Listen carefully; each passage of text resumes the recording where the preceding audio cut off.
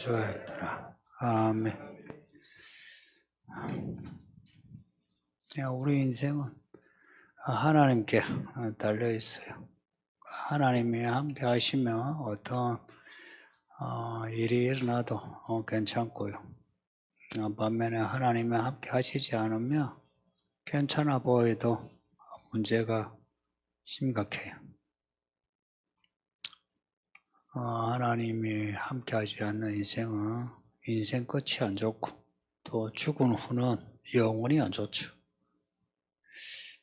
그래서 믿음 생활을 한다는 것은 하나님이 함께 하시는 그런 인생 사는 겁니다. 왜냐? 하나님이 함께 하시는 사람, 하나님이 좋아해야 함께 하죠, 그죠? 여러분 같으면 싫어하는 사람 함께 할 수 있겠습니까? 하나님도 좋아하는 사람이 있어요. 싫어하는 사람이 있어요. 다 사랑하지 마. 싫고 좋고는 있죠. 이해되시죠? 사랑하는데 사랑스러운 사람이 있고 사랑하지 마. 참 미운 사람이 있어요. 미운 짓을 하니까. 성경은 시종일관 하나님이 함께하는 사람, 그 사람을 복 있는 사람으로 기록을 하고 있어요. 아브라함이 어떤 사람이냐? 모세가 어떤 사람이냐? 다윗이 어떤 사람이냐?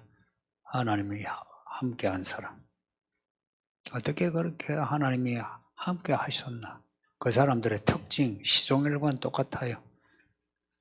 하나님께 순종한 겁니다. 하나님이 말씀하면 그 말씀에 순종한 거예요. 순종이 제사보다 낫다고.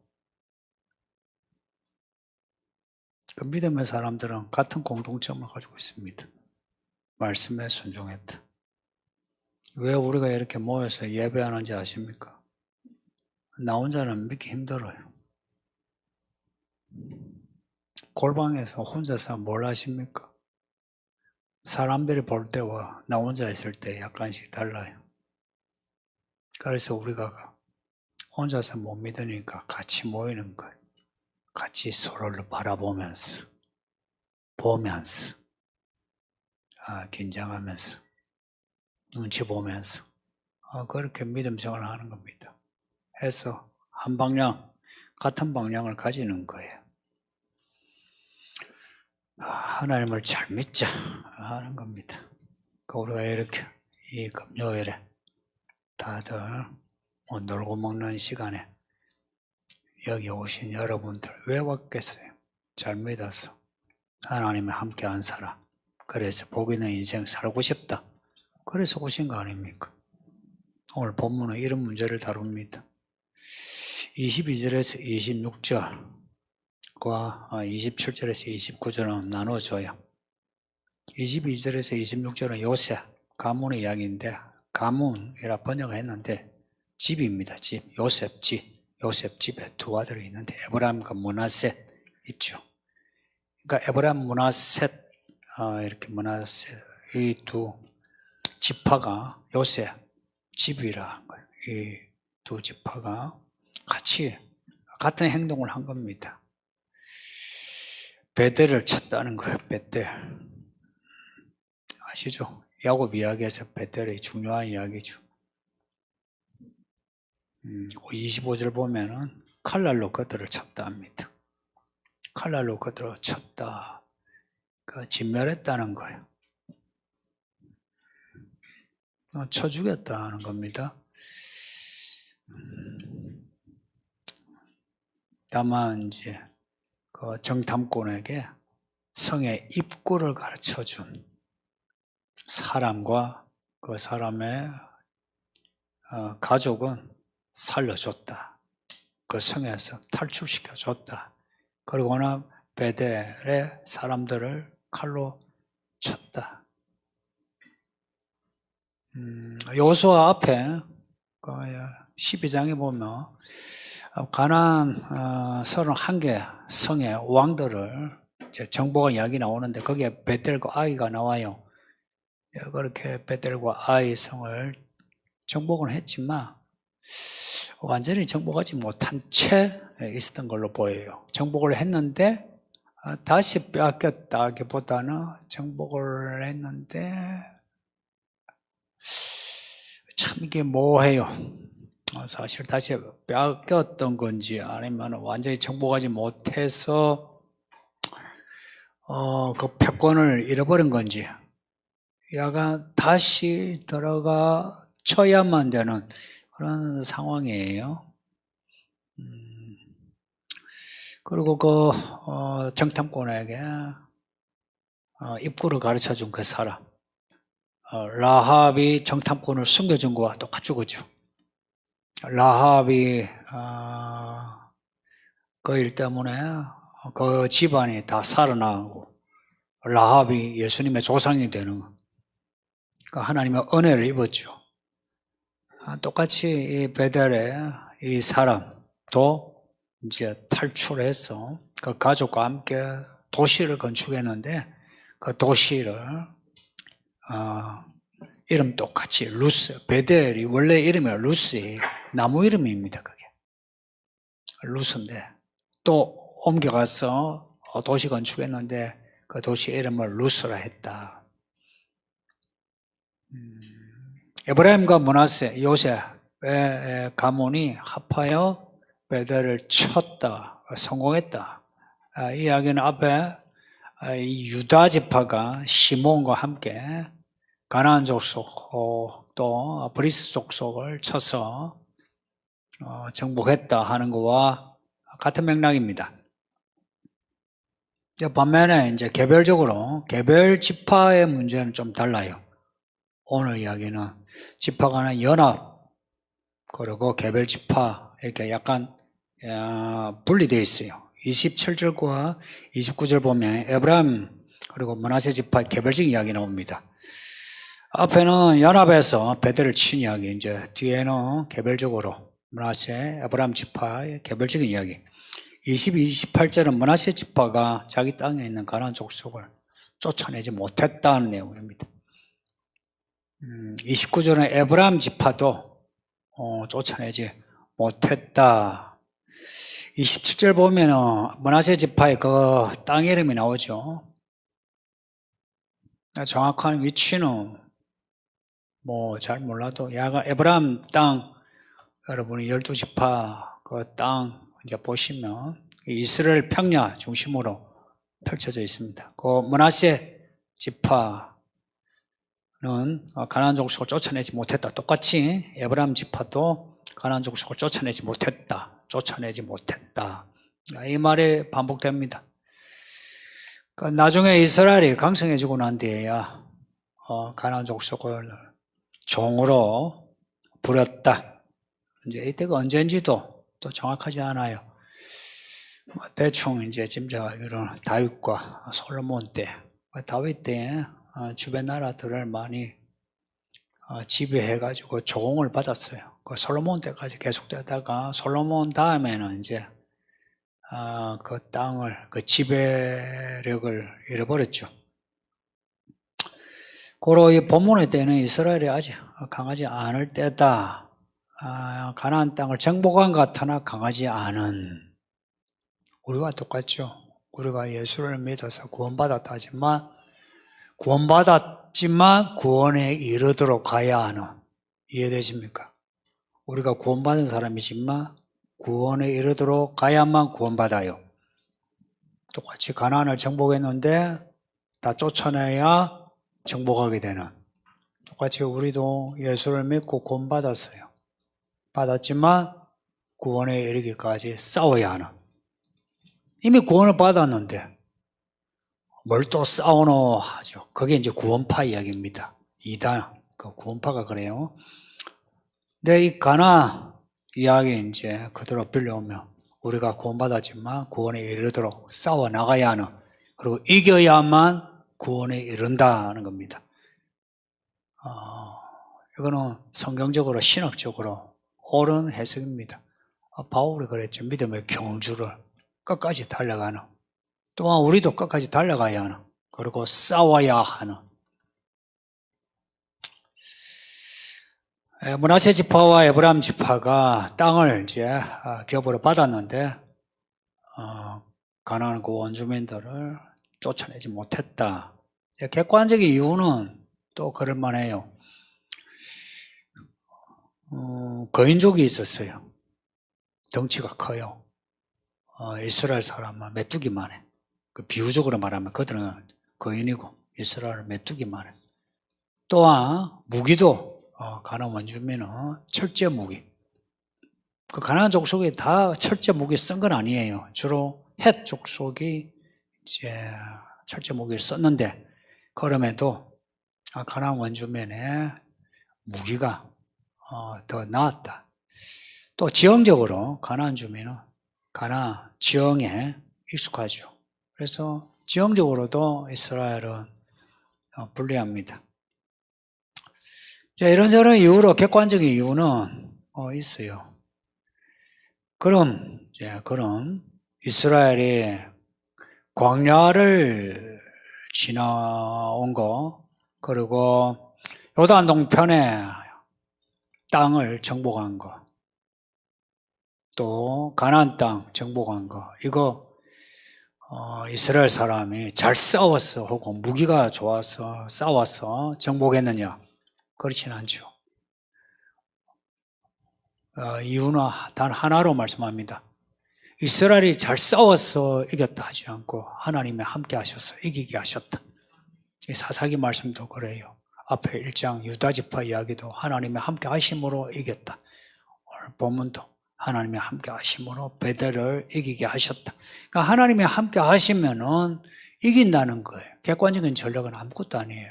이거는 객관적인 상황은 아무것도 아니다 이야기입니다. 그리고 주관적인 어떤 판단이나 해석도 아무것도 아니에요. 그냥 믿음만으로 하나님이 함께 하시면은 된다 하는 이런 어떤 믿음의 자신감만 있으면 하면 되는데, 그러니까 쫓아내지 못했다 하지 않고 쫓아내지 않았다라고 표현합니다. 차이 아시죠? 내가 하지 못하는 거하고 내가 하지 않는 거하고 좀 다르죠. 그러니까 쫓아내지 않았다 할 때 쫓아내지 않은 불신앙을 가지고 있다. (22절) 보면 하나님이 함께 하셔서 요셉의 집이 베델을 치게 하셨다. 이게 표제처럼 되어 있어요. 하나님이 함께 하심으로 베델을 치게 하셨다. 하나님이 함께 하심으로 가나안을 정복해 하셨다. 하나님이 함께 하심으로.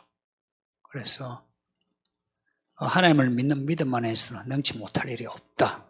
이게 성경의 메시지인데, 에브라임과 므낫세가 개별적으로 이제 정복하는 이야기에서 다 실패했다. 에브라임과 므낫세가 함께 하나로 뭉쳐 있을 때, 그때는 서로를 바라보고 그래 우샤우샤 믿음으로 싸우자, 기도하자 하고서 베델을 쳐서 이겼는데, 개별적으로 그 땅의 원주민을 쫓아낼 때는 실패했다.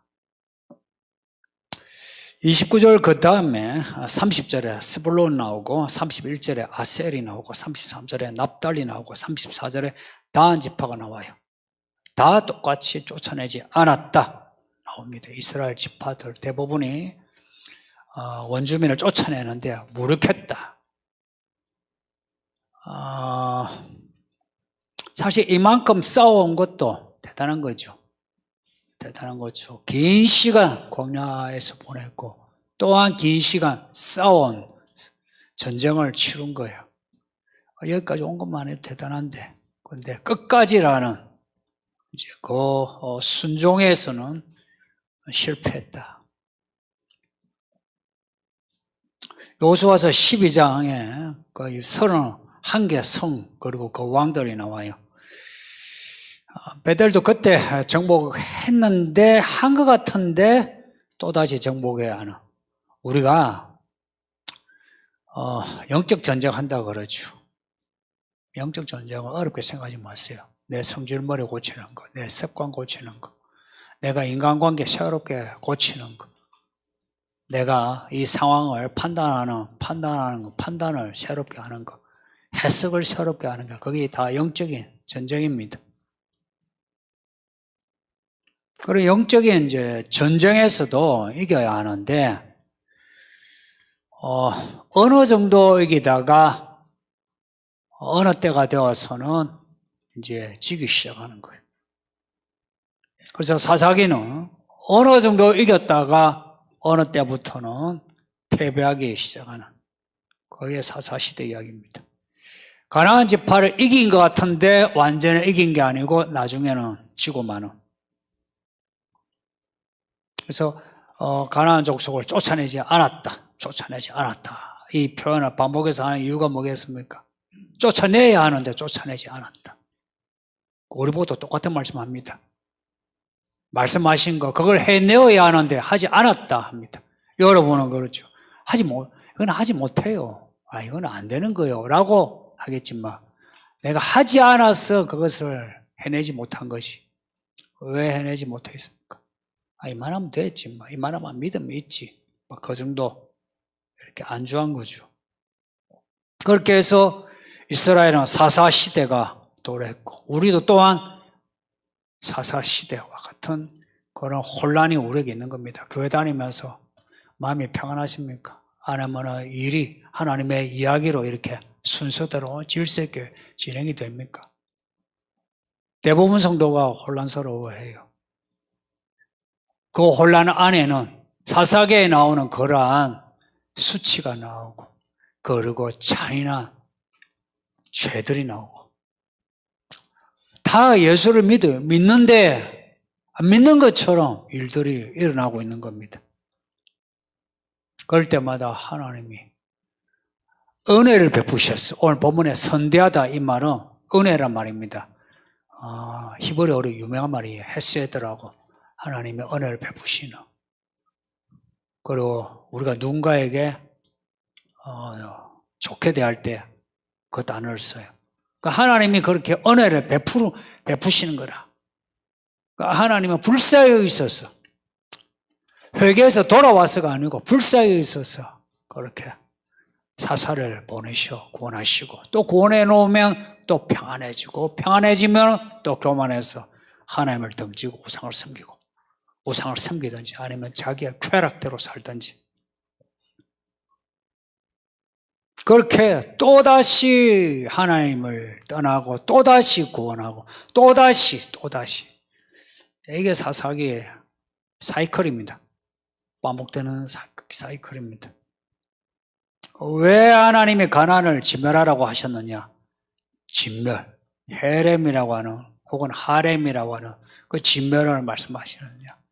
진멸을 해야 지금 이후로 내 삶이 평안해지는 겁니다. 아니면 내 삶이 복 있는 삶이 되는 건데, 내가 진멸하지 아니함으로 그 악이 여전히 안에 암덩어리처럼 안에 있으면서 나도 모르게 그 암이 전이되면서 나를 죽여가는, 그래서 진멸은 그 고통을 감수하고 일을 해내어야 하는 겁니다. 이스라엘이 그러지 못했다. 또 고통을 당하고, 또 엎드려서 도와달라고, 또 도와주면 또다시 그 악이 소멸되지 않는 거예요. 왜 소멸되지 않았나? 내가 그 악을 처리하지 않은 겁니다. 어떻게 처리하노? 회개하고 나를 돌이키는 겁니다. 회개의 문제예요. 회개는 하나님께 돌아가는 겁니다. 오라 하시는 하나님께 돌아가는 겁니다. 뒤에 2장 2절을 보면 가나안 주민과 언약을 맺지 말고 그들의 제단을 헐어버려라 하는데, 그러지 않으면 옆구리에 가시가 되고 올무가 된다고 말씀해요. 2장에서. 이제 1장에서 이렇게 나오고 2장에서는 이스라엘이 이제 우상을 섬긴다 이야기입니다. 가시가 되고 올무가 있는 인생.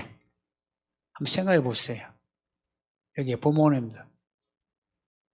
자식을 키워놓으니까 마음 편하십니까? 잘 키운 것 같습니까? 아니면 우리 젊은이들. 이제 한 30, 40대 되면 20대, 10대의 결과가 나오죠. 마음 편안하십니까? 가시와 올무가 우리 인생을 힘들게 합니다. 돌아보면 우리 중에 가시와 올무가 없는 사람이 누가 있습니까? 그 가시와 올무를 그냥 그런 거 있죠. 암덩어리를 이제 안에다 달고 다니면서 내 친구다 하고 다니는 분이 있죠. 속 편하고자 그렇게 하시는데 내 속에 가시와 올무가 있는데 그것을 철회하지 않고 평생을 내 친구처럼 그렇게 같이 가는 것은 어리석은 겁니다. 가시와 올무는 가시는 빼버리고 올무에서 벗어나야죠. 이스라엘은 오늘 우리들에게 반면교사로 가시와 올무를 없애라. 어떻게? 가난한 사람을 진멸하라. 왜 진멸해야 하나? 가난한 사람이 섬기는 그 신을 우리가 같이 섬기게 되니까. 아이고, 안 섬기면 되지. 말처럼 됩니까? 그 가난한 사람 놔두면 그 가난한 사람하고 결혼해서 살 건데, 애 낳을 건데, 그렇게 하는데. 여러분 중에 안 믿는 남편, 안 믿는 여자 만나가지고 결혼 생활해서 믿음 생활이 편하대요? 안 믿는 남자 만나가지고 혹은 믿음이 없는 사람 만나가지고 결혼 생활도 힘들고 믿음 생활도 힘들어요. 그래서 가난한 사람을 진멸하라. 진멸하면 그들과 결혼할 일이 없는 거예요. 그래 믿는 사람끼리 결혼하는 거라. 그러면은 이제 믿음 생활이 훨씬 수월하죠. 이스라엘을 위하여 가난한 사람을 진멸하라 하는데 진멸하지 않으니까 놔주니까 이들이 힘을 키워가지고 쳐들어오고 혹은 이들과 결혼하게 되어서 이들의 우상을 섬기게 되고. 근데 오늘 이 이야기에서 유다와 시몬 그리고 에브라임과 므낫세가 합하여 할 때는 이기다가 개별적으로는 이렇게 실패하는 모습입니다. 우리가 혼자 있을 때는 믿음 생활이 제대로 안 돼요. 그런데 두 사람이, 세 사람이, 네 사람이 같이 이렇게 목장 생활하고 교회 생활을 하고 할 때에 우리 서로가 서로를 바라보면서 거울로 삼고 조심하죠. 그러면서 서로 위로하고 격려하고 혹은 서로가 서로를 연단시켜주는 그런 역할을 해서 믿음이 자라게 되죠.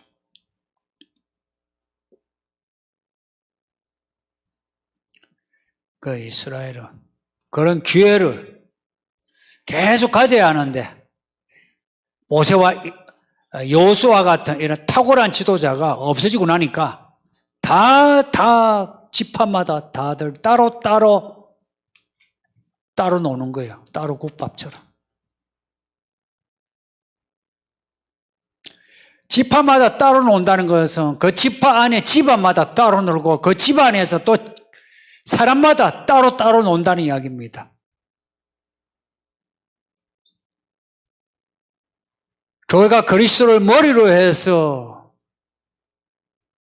제일 바닥에 있는 발가락까지도 머리에서 주는 그 명령을 받아들일 때에 몸이 건강하죠. 그런데 발 따로 손 따로 되면은 그 몸이 제 기능을 못하죠. 이제 예배는 혼자가 아니라 함께라고 하는, 함께 말씀을 받아서 함께 그 말씀을 순종해 나가는 겁니다. 나 혼자서는 그 말씀을 순종하기 힘든데 근데 같이 함으로 순종해 나갈 수 있는 겁니다. 그래서 가정에서도 가정 예배 하세요라고 제가 권면하는 이유가 거기에 있습니다. 혼자서 힘들어요. 코로나 터지면서 교회들이 온라인으로, 말이 온라인 예배지 바깥에서도 모일 수 없는 그런 형편이라면 온라인이 이해가 돼요. 그런데 바깥에서는 먹고 마시고 놀고, 그런데 교회 안에서는 온라인으로 예배하면 한다는 거예요. 그것도 교회가 모범적으로 그렇게 온라인으로 그렇게 해서 한국 교회 2년이 지나는데 결과가 어떤지 아십니까? 지금 참담합니다. 정확한 통계가 나왔는데 그 통계는 그냥 객관적인 수치고 실제적인 통계, 하나님이 보시기에 구원을 잃은 사람들의 수치는 말할 수 없을 정도일 겁니다. 그들이 따로따로 예배하면서 그러면서 그러죠. 예배하러 가자 하면은 아이고 나 혼자서 예배해요. 나 나름 예배 잘 드려요 그래요. 성도님도 혼자서 예배 혹은 여러분 가정마다 그냥 따로따로 예배가 되대요. 그렇게 예배가 될 때는 따로 있어요.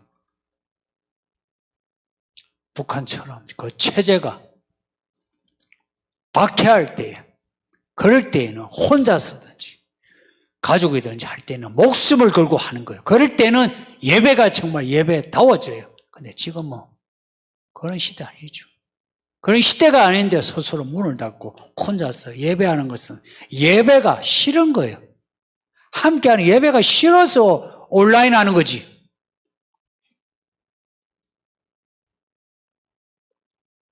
그렇게 선제적으로 했던 교회들의 결과가 참담합니다, 지금. 이보다 더 큰 팬데믹이 온다면 반드시 온다 그러죠. 교회 안에서는 그런 말 잘 안 해요. 교회 밖에서 온다 그러죠, 그죠? 교회 밖에 사람들이 코로나보다 더 큰 팬데믹이 온다고 이야기하잖아요. 온다면 어찌할 것 같습니까? 백신 문제도 그래요. 다 그냥 겁을 먹었어요. 백신이 무슨 효과가 있는지 효과 보셨나요? 정말 효과를 본 사람이 얼마나 있을 것 같아요? 그리고 그 효과와 부작용 혹은 그 부작용은 생리적인 부작용을 떠나서 이 사회적인 혹은 우리 믿음의 부작용을 생각한다면 비교가 안 돼요. 내가 백신을 맞아서 내가 좀 증세가 호전되었다 하는 거하고 그로 인해서 우리가 그냥 쉽게 엎드리게 되는 그런 굴복, 수치, 그 부작용은 말할 수 없을 정도입니다. 이제 이 방향으로 세계는 기울어진 운동장처럼 그냥 가게 됩니다, 이제 다 가게 돼요. 어느 정권이 들어서나 가게 됩니다.